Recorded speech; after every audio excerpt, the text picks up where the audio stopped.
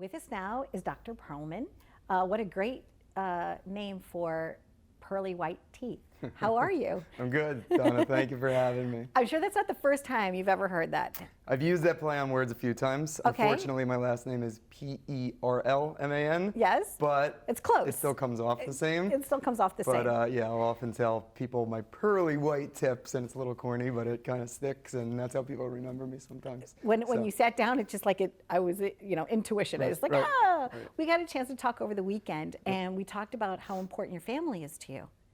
Right? So it's important, I think, especially when you're a doctor, to have that work-life balance. How do you do that? 100%. What did you do this weekend? So what did I do this weekend? I spent some time with my beautiful wife, Rachel, who joined me today for moral support and also making sure that I was on my A game. I've got two little boys at home, Jake and Max. Jake is 7, Max is 5. They are playing every sport under the sun. Dad's coaching every sport under the sun. So after 11 years of practice, I finally said to myself, all right, I don't want to be in the office 5 days a week. I want to spend time with my kids while they're young, while they're at this age, while they still want to be around us. So you actually asked me who my best friends were. Yes. And those 3 are my best friends. But not the dog. The dog, depends on which day we get him. Okay. And what's your dog's name? Jackson. Jackson. Yep. Very cute. So in this journey of life, you decided to become a dentist. Yep. And that takes a lot of training. Sure. When you graduated, you now have one of your offices, and you're located in a building with how many? 30 or 40? 30 other dentists, yes. Okay. 30 dentists in my building. So we laughed and we said that one of the things that sets you apart is your ability to be relatable to your clients. Sure. So by having family joy, has that brought more joy to your practice? Yeah, definitely has. And it's also made me a very good listener, right? Kids, they can't express things as well as we'd like, but I use that with my patients. Okay. And exactly what we're doing, sitting, talking, not stepping over each other. I like to get to know them, their histories. A lot of people come into the dentist's office with severe phobias. So sometimes it's an uphill battle for me, and it's getting them to like me and trust me and agree with the treatment that's needed. So sometimes I'm kind of fighting from behind. So I always like to ask the questions, all right, what put you off in the first place? What did that previous dentist do that put a bad taste in your mouth? And I never want to repeat those same mistakes. So every patient gets individualized treatment. So sometimes I remember feeling like I was gonna drown, because they put the yeah, water sure, in your, sure. and you're like, you're trying to figure out what to do with all of that liquid, and it's a little frightening, right? Or sometimes like the Novocaine pinch on the inside is just a little too painful, or sometimes it's not enough, right? So I guess in communicating, Sure, and that's a big one.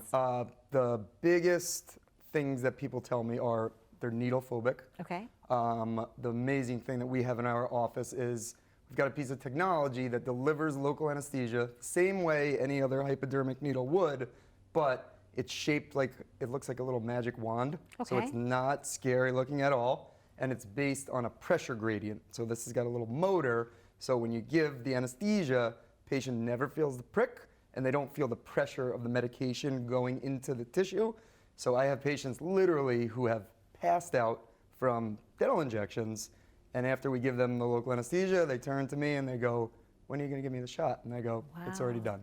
Lovely. So that's a big one. Well, that was a good investment and an important tool then, right? Because we invest in our cameras and our lights and everything, but I guess being a dentist, you have certain tools that can make the job, better for everybody. Yeah. Anything that can make my job easier, more reproducible. I want to be able to do the same procedure every single time, no little shortcuts or, that way. And I also want my patients to have the best experience possible. You have music too, right? We have noise-canceling headphones for every operatory. We have 7 treatment rooms in our office. We have speakers hooked up throughout the office. So Donna comes in and Donna wants to hear the Rolling Stones. We can play the Rolling Stones over the speakers for her. So. Do you ever see like somebody's foot tapping while you're trying to do their dental work? They're like tapping. rocking out. We give them little squishy balls to hold on to, so they're playing.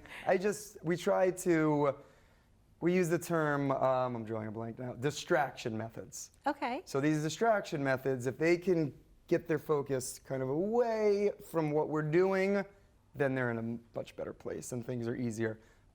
Every patient, I always tell, we're in this together. your left hand, which is the furthest hand from my drilling hand, Right. goes up. Anytime you need a break, you feel like you've got too much water in your mouth, you feel like you're drowning, you've been open too long, I've got very good peripheral vision, so if you raise your hand, I stop. So, you know, as many times as I've worked, I use that same thing, that same talking point to every patient, and they appreciate it.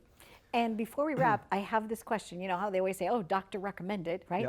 Yep. Toothbrushes. Yes. You know, the difference between a super soft toothbrush, a soft toothbrush, a medium toothbrush, one that rotates, what do you recommend people should be using right now? Because I have about like 15 different brushes in my cabinet right now. Like, oh, okay, well maybe today I'll use this one. This one matches what I'm wearing.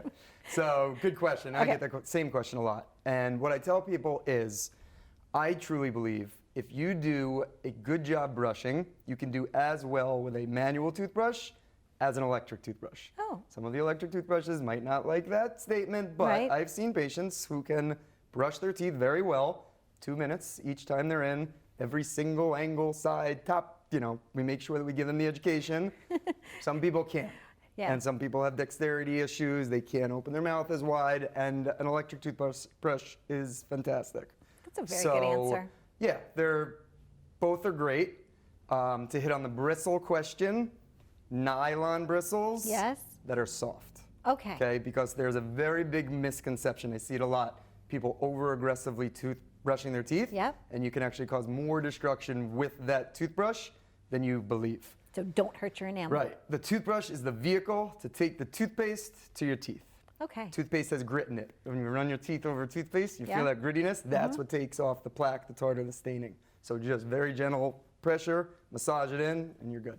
Excellent. What an excellent segment. I thank you so very much. That was really cool.